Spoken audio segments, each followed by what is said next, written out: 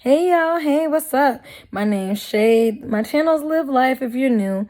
So I talk about like a lot of things: narcissism, narcissists, toxic behaviors and patterns of toxic people, things like that. And basically, domestic violence. A lot of people think domestic violence is just, getting hit in the eye and having a broken arm or leg, being physically abused in some way. But no, it goes farther than that, deeper than that. It can be psychological / mental abuse. It can also be emotional. It can be financial. And it also can be spiritual. All of those are a form of domestic violence. And I'm against all of it because people, but hey, we have evil people that exist in the world. You know what I'm saying? So, anyways, I wanted to talk to y'all about ghosting, right? So, a lot of people feel like, oh, this person ghosted me or this person stopped talking to me and this and this and that. Look, you have to focus on you. If that person sees your calls or they see your texts or they messed around and blocked you. I have an iPhone, so I don't know if they go to voicemail or what hell happens when a person is blocked. I don't know. I don't know. I would think that it shows not delivered or something. I don't know. Because I could care less if somebody blocks me. Because the way I look at it is, I let the trash take itself out, folks. If somebody deems me bad for their mental health, their emotional, spiritual, financial, physical health, and they decide to take it upon themselves to block me, okay. But usually when they block me, or when I find myself in a situation where I'm blocked, or that person no longer answers my calls or texts, I'm not going to bother them ever again in this lifetime. Because I have a life and I have to focus on me 100%. I don't have time to chase behind people. I don't have time to worry about, what? I know that they seen my calls and my texts. They made a choice to ignore them, to ignore me. That's fine. But don't pop up later on. Oh, I was just so busy. It's not that hard to communicate that, hey, I need space. Hey, I'm going to be MIA for a while because I'm really trying to focus on myself or whatever. But most toxic and narcissistic people, you guys, are going to ghost you because they want you to feel like shit. They want you to question yourself. Because why do they go through all the trouble of trying to lure you in?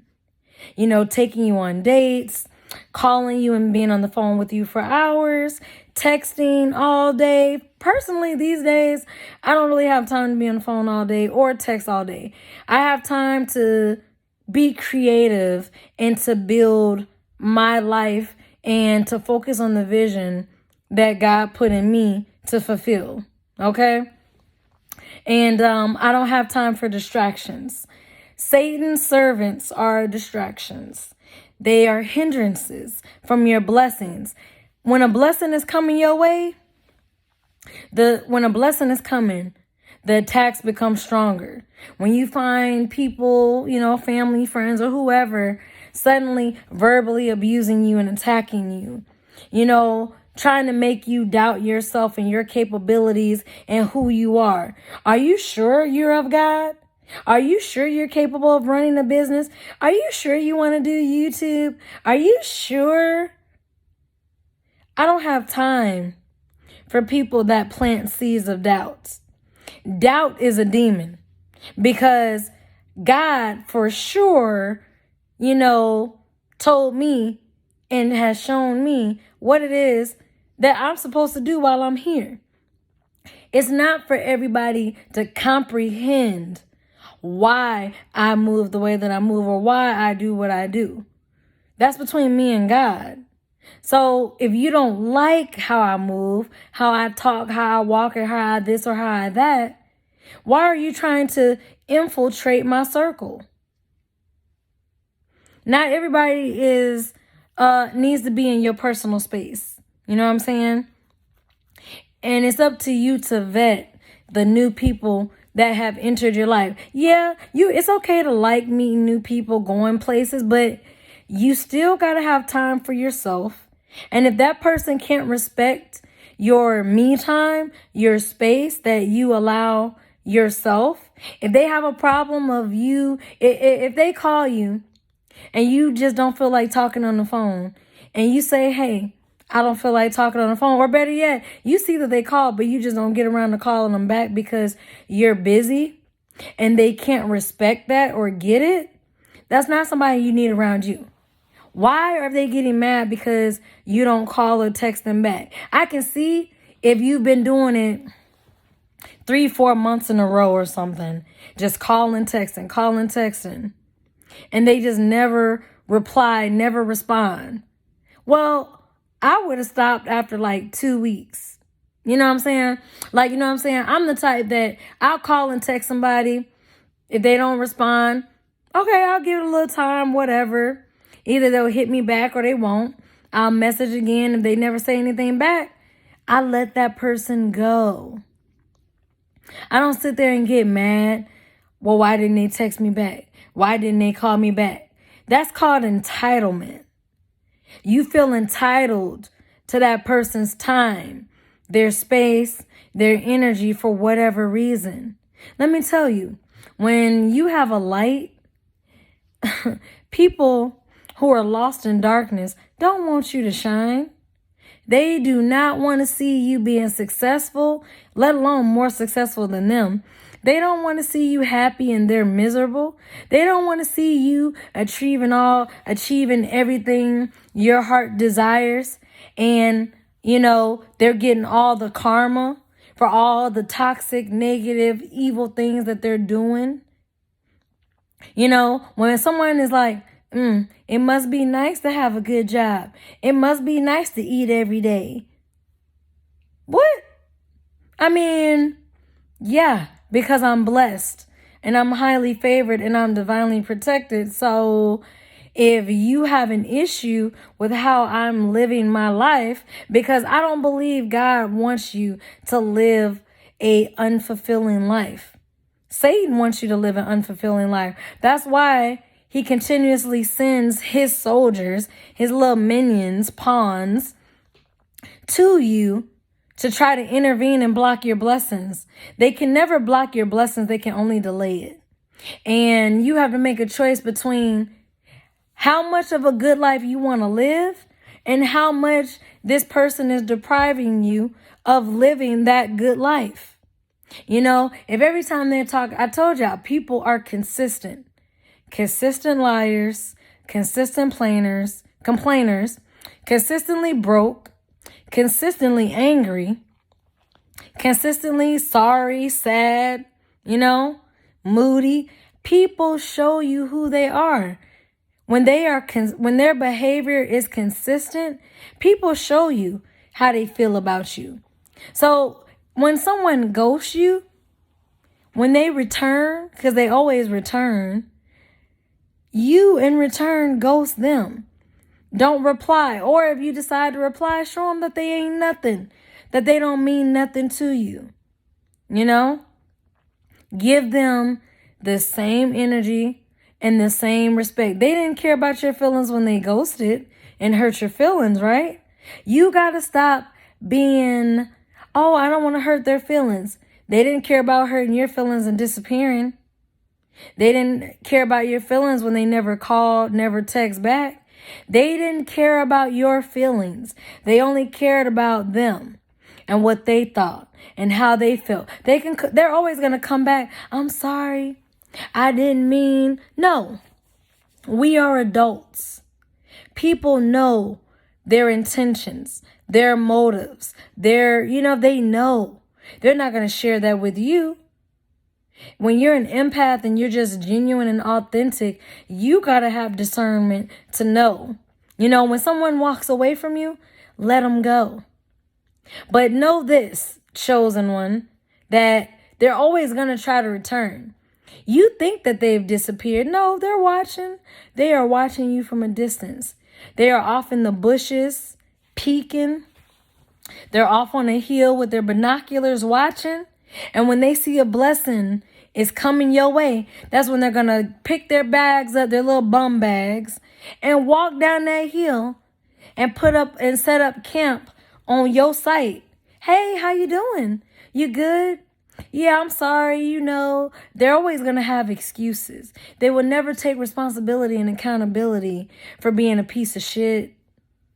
They'll never take responsibility and accountability for their immaturity, for their problems, for anything that has gone wrong in their life. They're always going to try to find someone to blame, someone to put at fault. Well, it was their fault. It was this person's fault. Well, if you didn't do this, this would have never happened. No. They're very reactionary, very emotional. They have no logic whatsoever. You know what I'm saying? They just do stuff on emotions. And then when it backfires and they're eating their own foot or shoving their own shit down their own throats, now it's like, I don't deserve this. People are targeting me. People are after me. The narcissist, guys, is always going to be paranoid. Because imagine all the people who hate their guts. Imagine all the people they did dirty and that they did wrong. Those people don't like them. That's why I find it interesting. Don't be worried about people who create rumors and smear campaigns on you. Just know that if you run across people who know them, and this is a small world, guys, just imagine if you mention their name. Oh, I know such and such. Yeah, she or he, they're not a good person. They dogged me out or they did this. There's always people for days that have stories regarding the narcissist. Why do you think they work so hard to keep you away from their friends and family? Why do you think they don't have friends? Their friends are just temporary people that haven't known them that long. They have no real long-term friends. They have no long-term family members that deal with them. When their own family doesn't deal with them, you got to ask questions. Because don't get me wrong, with the divine chosen ones, a lot of them don't deal with their family either, because a lot of their family are toxic zombies that are just so materialistic and they have no goals, no dreams. They're just sleepwalking through life. They're just settling for mediocre lifestyles, and they're angry because the chosen ones of God are living a good life. They're not struggling. Yeah, we have our own struggles and trials and tribulations. That's part of the human experience. But overall, our goals and struggles are not that difficult because God is always on your side. Your angels are always protecting you from hurt, harm, and danger. God is always revealing to you those who don't deserve to be around you. You just got to pay attention. When someone shows that they're a liar, do you really want a liar around you? You can't believe or trust nothing they say. You know what I'm saying? When someone shows that they're a thief, you can never trust this person to come to your house because they're going to steal something. They may not do it then and there, but over time, you'll find something missing and you'll be looking for it. Oh, no, I don't know what happened to it. So it's just coincidental, huh? That they came to your house. Now you're missing some money. Now you're missing something. Something is just missing coincidentally. I don't believe in coincidences. You know what I'm saying? And trust me, when you kick these people to the curb before they have the chance to wreak havoc and destruction and chaos on your life, they're going to be angry. They're going to be angry because they didn't get a chance to use you for all you got. They didn't get a chance to drain your bank account. They didn't get a chance to destroy your credit. They didn't get a chance to wreck your car. They didn't get a chance to get you evicted. They didn't get a chance to utterly destroy you. So they're going to come back because they got to finish the job, because Satan, had demoted them and wants to spank their ass and has punished them because they didn't do their job and bringing you down and keeping you low. You know what I'm saying? You got to understand, these people will never be for your good. And when you realize that, you need to block and delete and say goodbye and not look back. I want y'all to do something. When you tell somebody to kiss your Converse and you never look back, do you feel a sense of relief? No longer texting, calling, or dealing with this person? If you feel relieved, that person was never meant to be around you. God always uses your enemies to elevate you. So don't think of it as a bad thing. Just think of it as they were in your life for a short season to teach you something, to show you something, because you can learn from your enemies, okay? Don't think you can't. But then when that season is up, God says, hey, it's time to move on. And you got to be ready to move. All right? So go out here, be great, shine your light, get your blessings, be successful. You can't worry about what your haters think, because let me tell you something. Out of all these billions and millions of people on earth, the ones closest to you are usually the ones that are jealous. Usually it'll be the ones planning to take your man or woman and fuck them behind your back and do you dirty. Okay? Because think about this. Have you ever been betrayed by a stranger? How can a stranger betray you when they don't even have the option of being close to you? They got to worm their way up to you and get close to you to betray you. That's what Delilah did to Samson. That's what Judas did to Jesus. That's what Brutus did to Caesar. And they all got stabbed in the back by someone close to them. So when they say keep your enemies close, or what they say, keep your friends and family close, but your enemies closer, your enemies are amongst your friends and family. You know what I'm saying? So all I'm saying is be mindful. When you are trying to avoid chaos and drama, you know what I'm saying? Look at who's causing the chaos and drama and remove yourself.